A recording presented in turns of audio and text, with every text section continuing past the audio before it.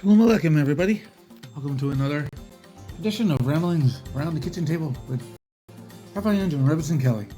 Today we're going to be doing Psalm 18. So why are we doing Psalm 18, Rebbetzin Kelly? Well, we're going to have to find that out together because I never know why until we get into the discussion and where the path leads us, where the Lord leads us on the path, I should say. That was backwards. That came out wrong. So the first discussion came because, like so many of David's Psalms, there's an introduction, and so many of them say a psalm of David, a prayer of David, but this one, which is a very long psalm, so there's a lot going on, and I wish I had vision. Oh, I fix your light. So it's as long probably as three of his other psalms in terms of verses. And the first thing that I read popped a question into my mind. This is a psalm or a song for the leader, by David, the servant of Jehovah, who addressed the words of this song to Jehovah on the day when Jehovah delivered him from the power of all his enemies, including from the power of Sheol. And then it says, he said, which is another extremely unusual little added information. He said. It doesn't, where else that I've studied does it say he sang or he said. So it really got my attention. I'm like, there's a ton of information and I haven't even gotten to the song yet. And then the question I had was, it brought me to the life of David, which I don't think we're supposed to dig deep today. I'm not feeling like we're supposed to, but just to touch on David's life before he became king, because he was anointed king, a long time ago in this part of the story, right? He was anointed king, but never actually sat on the throne. So there was this huge waiting period, knowing that he's supposed to be the king, but no one else seemed to notice for a very long time. And then, but his enemy, Hasatan, used that time, during that time, to make all kinds of crazy chaos.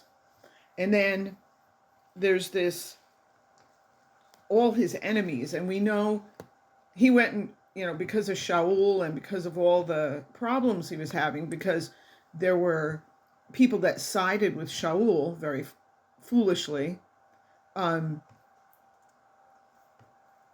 They were always after him, trying to kill him, trying to get rid of him. And then he went to work for the Philistines. David did. David did. And he was there apparently quite a while. I don't know that we're given exact number of years. I haven't actually looked into it, but I don't think we have an exact number of years of how long was he working with the Philistines. But he earned a reputation with the leaders of the Philistines that, he's been great, he's been loyal, faithful, he's been very effective. They were like, this guy is really working with us. And not only that, they enjoyed, because we know he was gifted. I mean, he had courage, he had skill with a sword, so they were blessed to have him on their side. And then comes the fateful day when they're going up against Israel, and the king's like, no, David's got to sit this one out. He might just, how can he resist fighting with his people. And we know what a warrior he is. We don't want him turning on us. So they tried to come up with a plan, a compromise, right? They're like, all right, how can we get around this? They're looking for loopholes, and they're like, all right, well, if he just sits this one out, then there's no problem. We don't have him turning against us, right? Well, you have to look at that situation. David went to fight against his own people. Anything that he did would be scrutinized. So, if anything went bad, David, they'd say he sided with Israel. Okay, that if anything on he said he would side with Israel because it's people. So the king was wise to not let David go and be in this war, because you're seeing your cousins getting the butts kicked.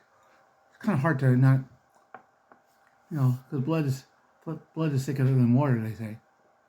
But David is an honorable man, but he could pull on your heartstrings and go help your cousins there getting their butts kicked.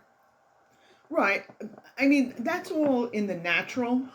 What I'm looking at now is that, like I said, I don't think we're supposed to go into a whole depth of David's life and do a whole study right now. I'm not feeling led in that direction, but I wanted to just get a feel for the introduction says from all his enemies he was delivered, and then including Sheol. Correct. And then it got my mind thinking, all his enemies, who were all his enemies? Trying to get my mind around that, because at the time when he was running and living in the cave and hanging out with the Philistines and doing all of that, in my mind, I was thinking, well, because Shaul was after him. And so he was the enemy, the leader. But were there other enemies that I'm not thinking of that were against enemies? So, he's fighting for the Philistines. They had enemies, of course they did. And so he was fighting against them. So it wasn't directly aimed at David, it was the Philistines in general. Of it, right? So I was trying to get my mind around all his enemies. And then, of course, when he finally comes to reign as king, there's all these, conspirators and people who secretly want to take power away from David, take his throne, and, including his own son. There's some people in the military, right, that we bump into along the way. So I'm trying to get a handle on what's the spiritual application, and is it correct to use David as an archetype, as a precursor to Mashiach, his walk, where I could see it, where his chosen people are looking at David fighting for the Philistines, right?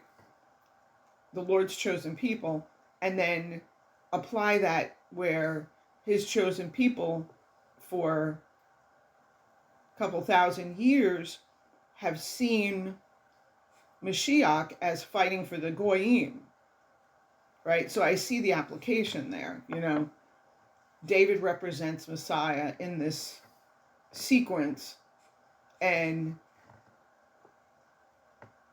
because he is the Mashiach of Israel, doesn't see Mashiach. They don't see him. He's some kind of traitor. They know that he was born among the Hebrews. He's of Hebrew descent and lineage, and they understand that. But he was the ultimate traitor that went to the Goyim, right?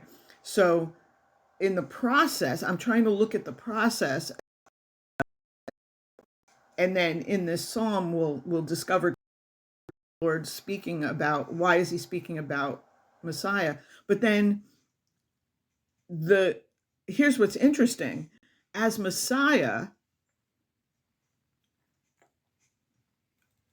reaches out to the Goyim, then the Goyim, but the Goyim meaning pagan nations, then there are pagan nations who view the Goyim, who cling to Messiah. They start responding to those people. So now we've got all the pagan nations saying, well, all these people that we have in our own country following this Jewish Messiah, they're traitors to us. So now it's this incredible deep layer where you've got unity among unlikely allies, because you've got the unsaved Jews, right, not viewing Messiah as who he is, right? So he's a traitor to the Jewish people because he's not really Jewish. And the Goyim start following him. And now the pagans say, oh, but he is a Jewish Messiah, and you're traitors to. He's a traitor on top of a traitor. And I'm like, these layers of betrayal are astonishing, because if you just step back and view from where Jehovah sits, looking down on all of this playing out, that's what you see, where the pagans have traitors among them because they're following the Jew. The Jews are not accepting those members of their own community. That the Hebrew people see those people as traitors, and they don't accept Messiah because he's been fraternizing with the Goys. Yeshua reached out and was saving Goys, and so there's this incredible thing why you cannot trust your feelings and you cannot lean on your own understanding, because the human flesh in this, they're wrong, right? They're all wrong, but they're willing to kill people over it, go to war over it. And here we have David asking that incredible question when he can't go to battle for the Philistines against Israel, right? And he says, what have I done? I haven't done anything. I've been loyal to you. I've fought for you. I've helped out. What have I done wrong?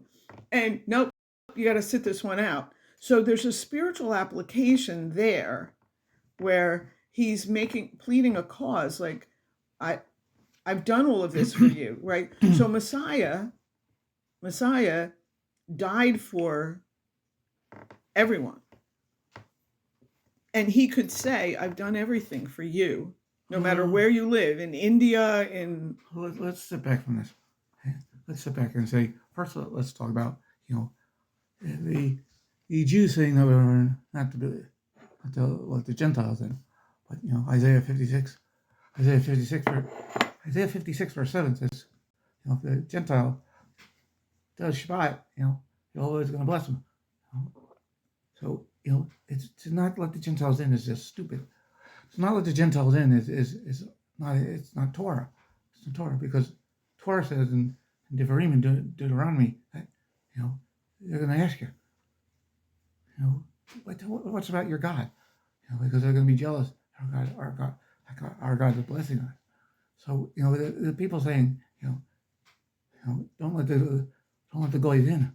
If the goy wants to worship our God the way he wants to be worshipped, in spirit and in truth, following the law, then let them in, okay? And then it's like what I wrote with the daily devotional today in Ezra 4.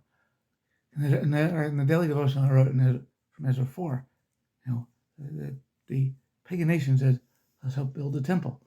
And the Jews say that, you can't make the temple with us, because you're a pagan. And so saying, no, it says in Midbar, only these people can work on my tabernacle, my temple. Okay, so if you're not quoting the Torah, then you're making up stuff. And what happens in Ezra 4 is that these people they stop the Jews from building the temple at that point because they wrote a letter to the king, and the king says no, he didn't allow them to build a temple at that point. So they had to wait because it didn't quote Torah and say, no. Numbers 18 says only these people can work on the temple. There's a very special place to the Elohim. So now we come back to David. David, you gotta sit this one out. David didn't want to sit out because he's a man. He wants to fight. He's a man. He wants to fight. Okay, so he's working for the Philistines, but it's like David. I think it was wise by the king because the king, said that David,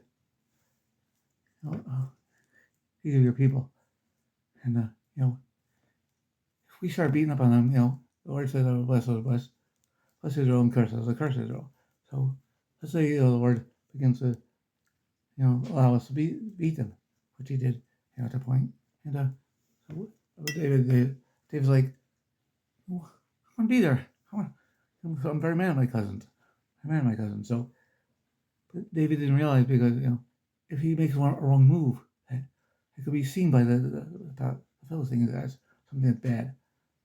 Well, that applies to Messiah because especially in the time that we live now. I'm right now making the direct comparison as David was an archetype, a precursor to Mashiach, and his whole life tells us in a forward-looking, like a prophetic way of what Mashiach was going to do and how the world was going to react to him. And I agree that if now that David is with them, the Philistines in the story, right? Good or bad, David gets blame or plays some part in it.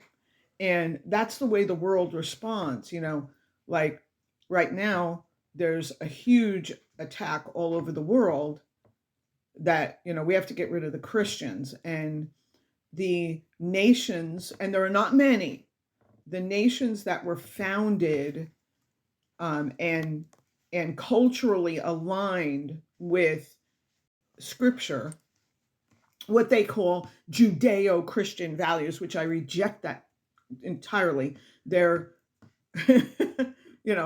it's Jehovah's word. That's it. It's not Judeo-Christian anything. It's they were founded based on a culture, the word. They received Torah. They call it the Old Testament, but we know that it's Torah. They received the Tanakh, meaning all of the writings, and they received the Brit Hadashah. So these nations accepted that. These nations built a world based on that. And what's happening now? The unbelievers, meaning atheists or hardcore Satanists or hardcore pagan, are right now attacking what the world calls Christians, which again, I reject that word too.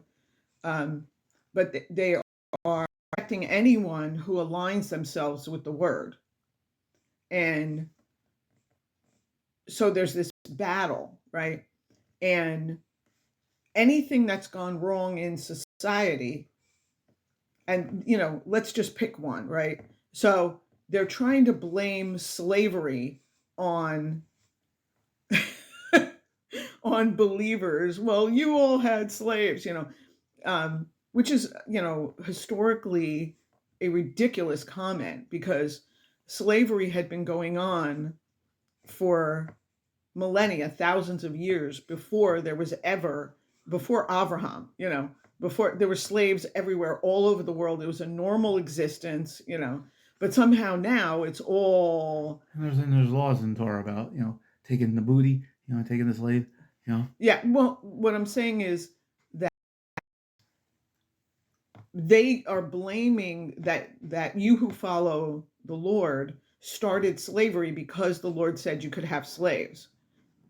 Even though there were all these other cultures that had slaves, Nimrod had slaves, it's like had nothing to do with Torah, but so right now in the world, those who follow the word are being assigned blame for everything that's ever gone wrong. It's all your fault. You have to be eliminated. You have to be, and it's, of course it's a lie, but I'm aligning with what you said. For the Philistines, if David fought and anything went wrong, they would say, oh, it was all his fault because he secretly wanted Israel to win. There would be some twisted nonsense assigned to David, the way Messiah is being blamed now for, all of society's ills, right, and especially the Jews.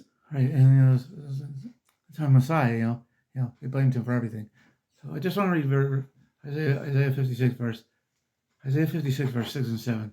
Also the foreigner who joins themselves to Jehovah, to minister to him and to love the name of Jehovah, to be his servants, everyone who keeps from profaning the Shabbat, who holds fast to my covenant, even those I will bring to my holy mountain, make them joyful, my house of prayer.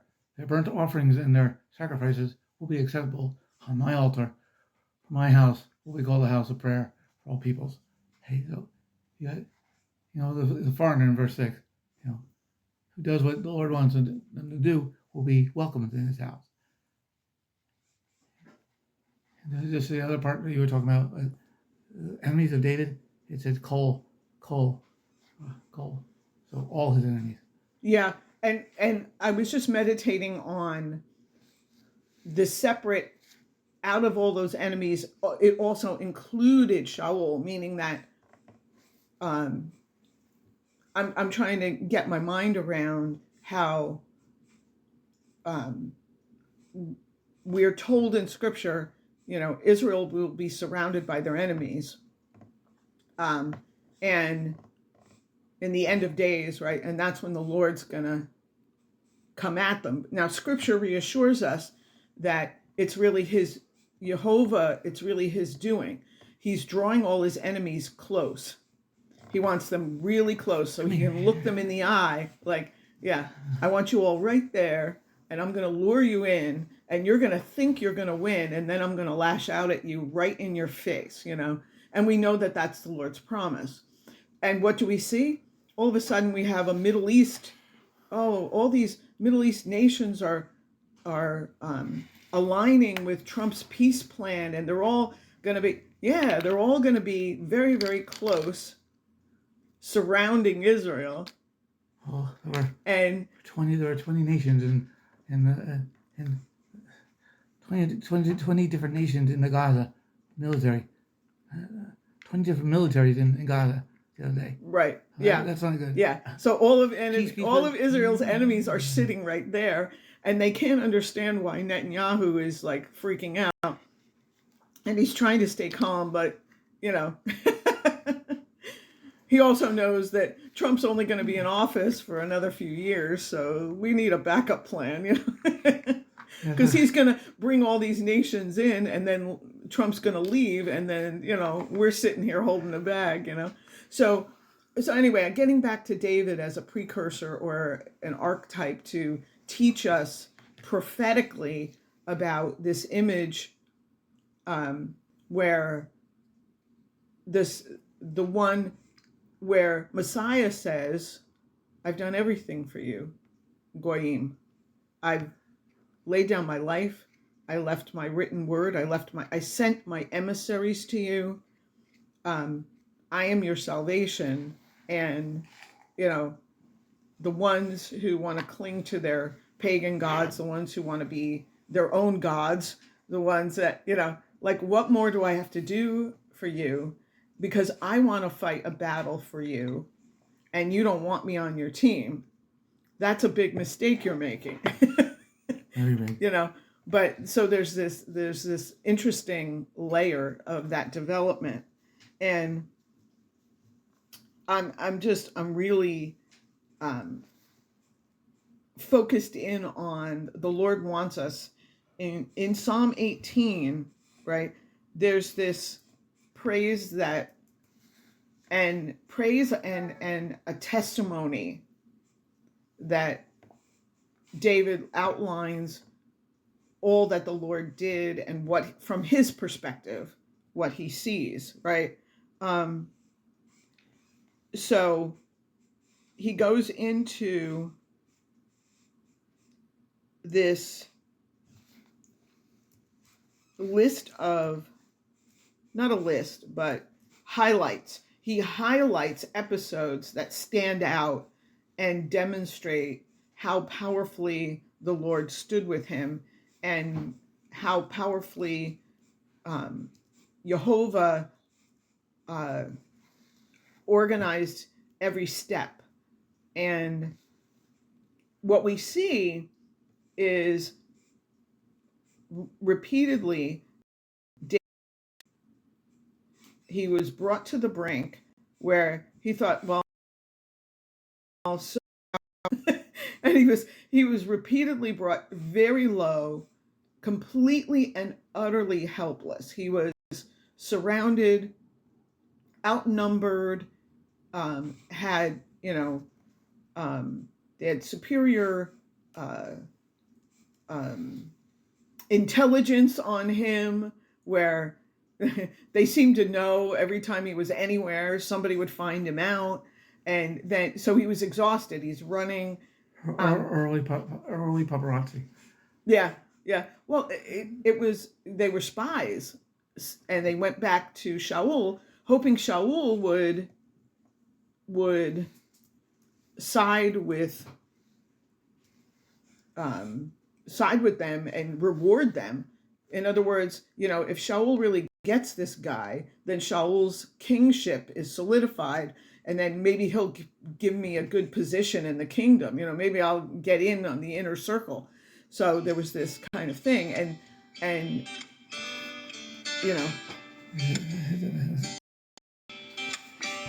Side button.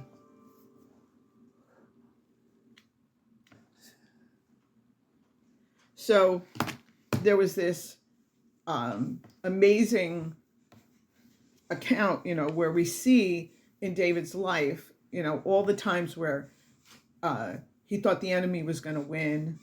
And that now we also see this Shaul representing the Hebrews rejecting the son of David, rejecting David himself, right? So Shaul,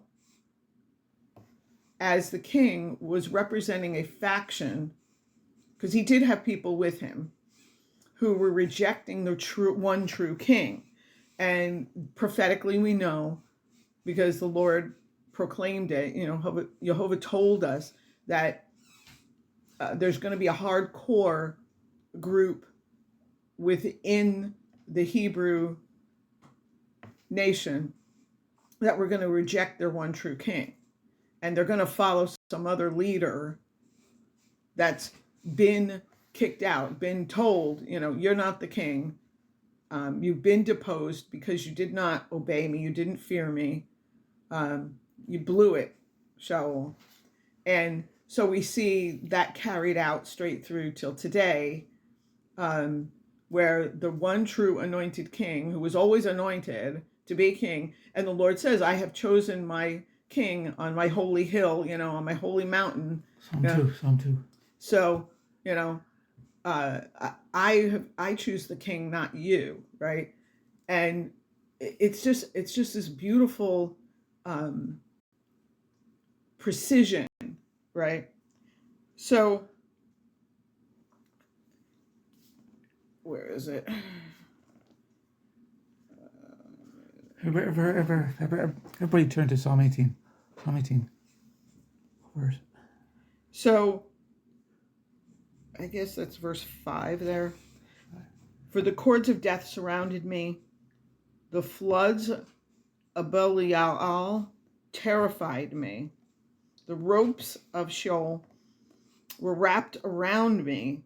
The snares of death lay there before me. In my distress, I called to Jehovah.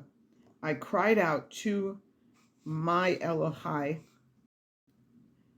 Out of his temple, he heard my voice. My cry reached his ears. So here we see. That was verse 5 and 6. I read it. That was verse 5 and 6. We see, this is the condition and his reaction. So we get, there was no hope for me. I mean, he's describing in gory detail that everything pointed to, this is the end of me. And my response was to cry out because he heard my voice. And then he's got this assurance that there's a lot of people who think the Lord doesn't notice them. And I've heard testimony after testimony of people who have said, I don't think he hears anything. He's not paying any attention. Look at the mess I'm in. And David saying, well, it was so bad, I really thought this is how I die. But then, no, I'm going to cry out to the one who has power over everything. And he says he's absolutely confident that the Lord, he heard my voice. That's in verse 6. In my distress I called, verse 6. Psalm 18, verse 6. In my distress I called upon Jehovah and cried to my Elohim for help. He heard my voice out of his temple, and my cry for help before him came to his ears. And I think that's we see this over and over again with David, where I know he's listening and I know he heard my voice, and he repeats that in many Psalms, confident that the Lord heard him. And then he presents even cases where it seemed like he wasn't listening because I had to wait so long, and even if you have to wait. So it's powerful. And then what do we see? We see the occasions in the Gospels where Yeshua cried out to his Father in heaven. And we know in Gethsemane, he cries out to his Father. We know on the cross, he cries out to his Father. Eli, Eli, Eli, Eli, lama sabachthani. So there's this parallel there that when Yeshua in his fleshly condition was experiencing the agony of the flesh, where he never did that when he was on his throne in heaven, and he came down, and when it got really bad, he cried out and he knew his Father would hear him. So there's this parallel there where David always knew, even if he had to wait. Yeshua's saying, could you please take this cup from me? This is really bad. And while Yeshua knew he was going to die, I mean, that wasn't a question. He already knew the plan. And then he starts getting wobbly, saying, wow, Lord, take this cup from me. I mean, I want your will, but this is really overwhelming.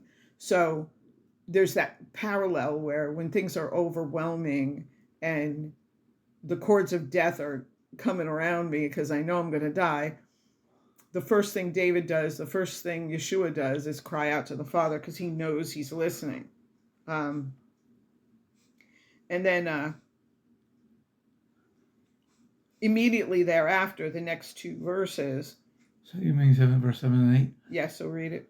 Then the earth shook and quaked, and the foundation of the mountains were trembling, were shaken because he was angry. Smoke went up out of his nostrils, and the fire from his mouth devoured. I'll say that a little bit there. Verse 8. And smoke went up out of his nostrils, and fire from his mouth devoured. Coals were kindled by it. So he's describing David in the psalm this response to his prayer, and that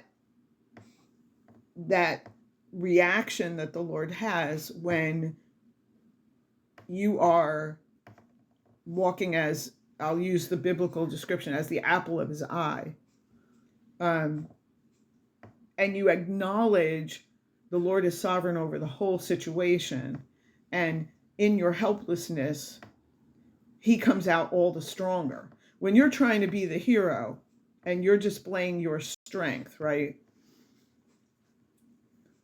You don't leave room for the Lord to show off his power and his glory.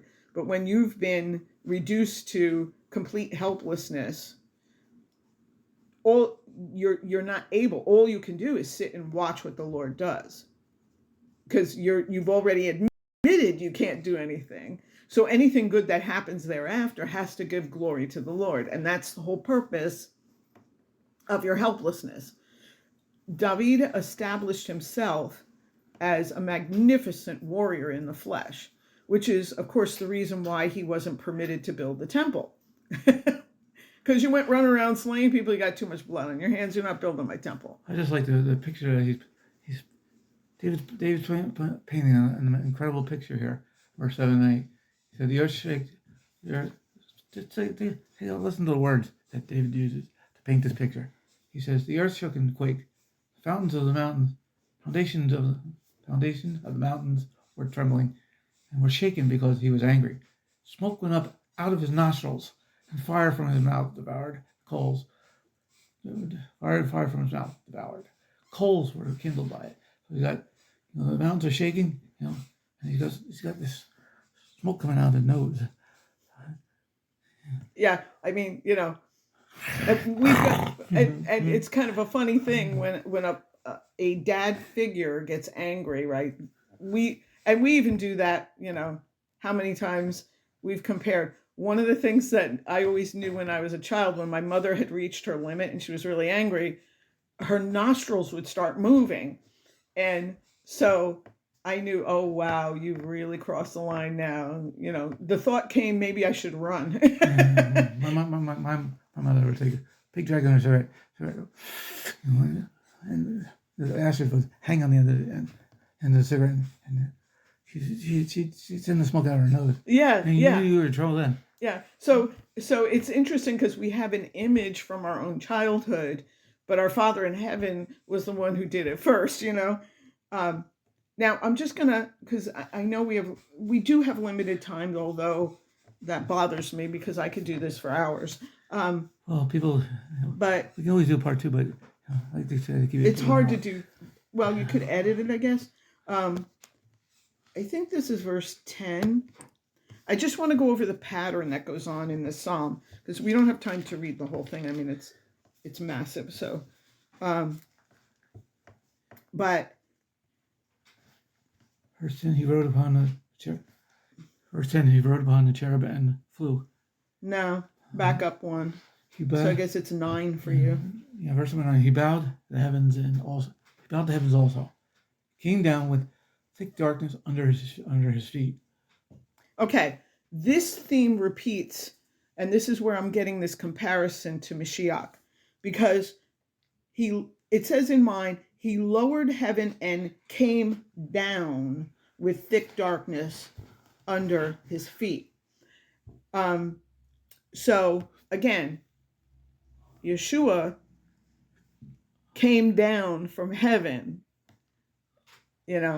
because he was looking at Hasatan, his enemy, that was picking on his people and destroying his relationship with his people. And so he said, all right, don't make me come down there, because if I do, it's the end for you. So he came down here. And that was the whole point of Yeshua coming down and living among his people, which he always loved to do. And that's it. Now I'm going to jump because I want you to see the pattern. Oh my Lord. I don't know. Let's see. That was 9 for you, right? Yes. 13, 14. I think it's verse 16.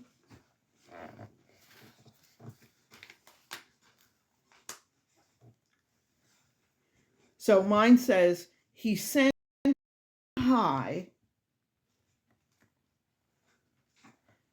he took me and pulled me out of deep waters. He rescued me from my powerful enemy, from those who hated me, for they were stronger than I. So again, he sent from on high. Now you'll read yours, but the idea, the imagery of Mashiach, his origins from heaven coming down. What verse? What verse? I don't know, because I can't read these numbers. I'm gonna get a magnifying glass because I cannot read it. 9, 10, 11, 12, 13, 14, 15. I think it's 16. He sent from on high. He took me. He drew me out of many waters. Keep going. He delivered me from my strong enemy and from those who hated me, for they were too mighty for me. Right. So again, it's Mashiach imagery. He came from on high and he delivered me from my powerful enemy. And of course, that's directly Hasatan. And there's this, here comes the idea of the rescuer, right? And this is David talking about his life up until he gets crowned king. Leading up to that point where he gets crowned. And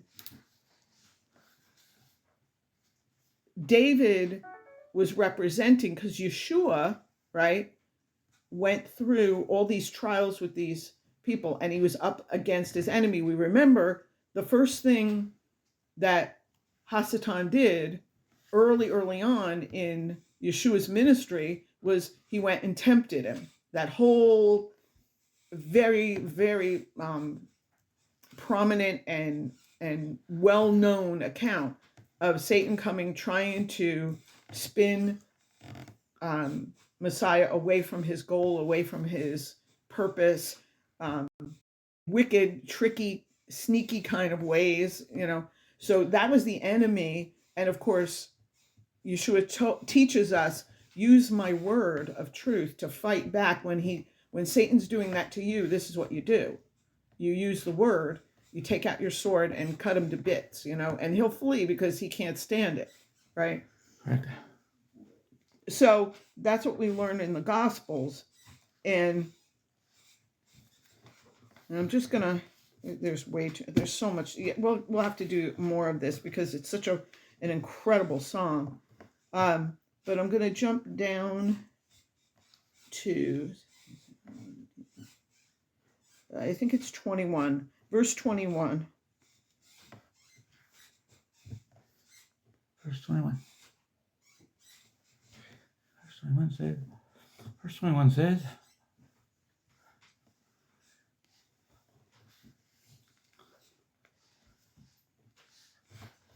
says, For I have kept the ways of Jehovah, and have not wickedly departed from my Elohim. Keep going. For all his ordinances were before me, and I did not put away his statutes from me. I was also blameless with him, and I kept myself from my iniquity. Therefore, Jehovah has recompensed me according to my righteousness, according to the cleanness of my hands in his eyes. Yeah. So this is also the message, Yeshua in his teachings, right, would ask people, they would ask, what do I need to get into heaven? How do I get into heaven? And he's constantly said, well, have you followed the commandments? Yes, and then he said, not one jot or tittle is going. This is still my word, my law, and if you love me, you will follow my commandments. So we have this repeated theme, and starting here with David testifying that I followed Jehovah's ways, not my ways. And for all his rulings were before me. So he's the judge. He's the one telling me what's right and wrong. And then, right, for I did not distance his regulations from me, right? So Jehovah repaid me for my uprightness according to the purity of my hands in his view. That's verse 24. So with the merciful you are merciful. Verse 25. With a man who is sincere, you are sincere. Blameless. With the pure you are pure. But with the crooked, 26. you are cunning. So he's speaking these truths, and some of this, the Sermon on the Mountain, right? Some of the elements pulled out from Yeshua. So I'm just watching this as we're in this battle. We have, people who, I hate to use the word because they think they're powerful, right? Okay, let's put it that way. The Lord is allowing for them to play pretend like they're in charge. But for us, they are in charge, they're slaughtering Christians in places like Bangladesh and in, we know Nigeria now has become famous, but Christians are being slaughtered all over the world, and especially all over like Southeast Asia, and it's just going on everywhere. So, and the believers have no power. They have no weapons. They don't have a seat of power. They don't seem to be able to effectively fight back. And these people think that they're powerful, but the Lord is allowing it. And so it seems like right now that anybody who follows the word, any part of it, anybody who has a Bible, which we know now, as you went over in the news, I think last Shabbat, right? Where you're not allowed to have a Bible. Costa Rica. In Costa Rica, you're not allowed to own a Bible. So You're not allowed to bring one in. Oh, you can't bring one in, right? So this is scary stuff, where they seem to have power, and as the body of Messiah, our enemies seem to outnumber us. There are so many against us, and people that we once thought were allies and on our side are revealing that they're turning against us. They're either turning against us or they're revealing what they really were, that they were lying about their friendship with us, like a snake. So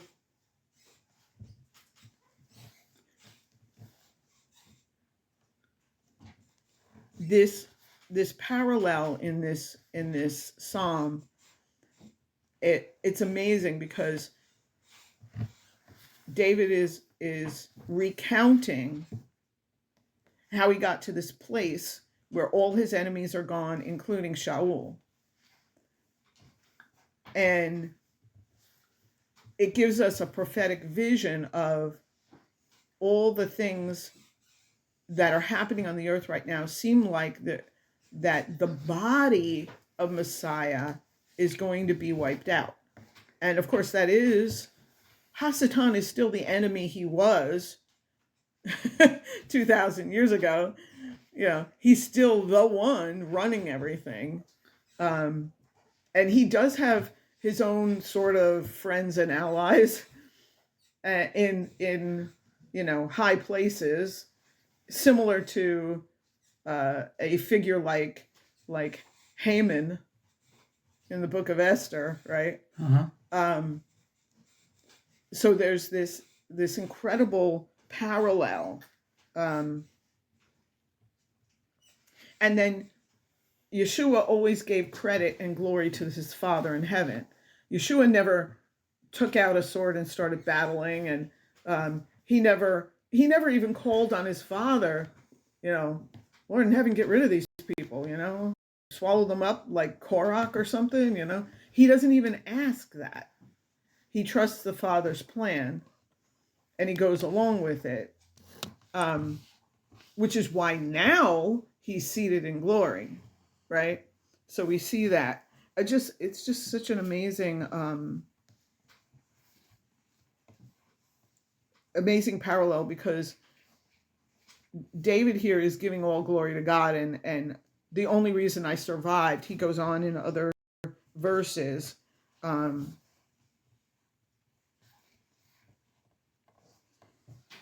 then I'm just going to end with this, because there's such an amazing parallel. You could go on and on. We'll have to do another part, but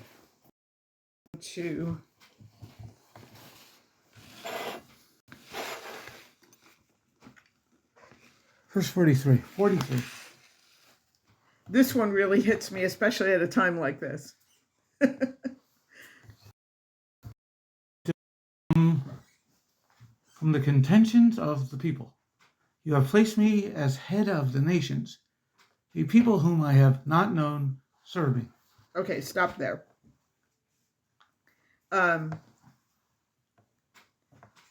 So I would have to look at the Hebrew, because this translation says, you have freed me from the quarrels of my people. Is it my people or the people? Is it ha'amim, or is it my people? 1 second.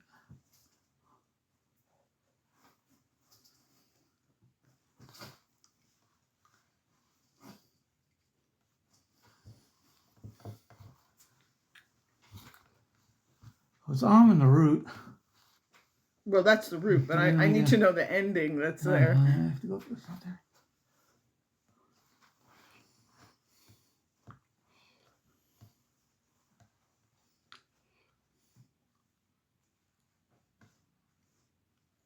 Ami, so it's my people. Mm-hmm. My people. Yes. So you have freed me from the quarrels of my people. And that hit me where the tension among the Hebrew people is legendary, fighting amongst themselves, never agreeing on anything and arguing for hours. And then they don't end it. They go to bed and they come back and they finish the argument tomorrow, right? Mm-hmm. So there's this quarrel among my people. And look what happened with Yeshua when he was here on the earth, right? He was the cause of so many arguments among his people, quarreling and arguing, and so Jehovah freed. No, it's not. It's not hot. It's just ayin mem. It's just It's the people. Ha'am, it says there? No, it's just people? ayin mem. It's just ayin mem. Doesn't have an ending. Doesn't have a suffix. Well, so there's this contention and arguing going on, right? And then Yeshua experienced the next two verses. Okay. So you got to read them all together because the verse number doesn't help. You got to read it from. 43. You Okay. also freed me from the people. You have delivered me from the contentions of the people. You have placed me as head of the nations. A people whom I have not known serve me. As soon as they hear, they obey me. Foreigners submit to me. Foreigners fade away and come trembling out of their fortresses. Yeah. So this is obviously an example, a metaphor for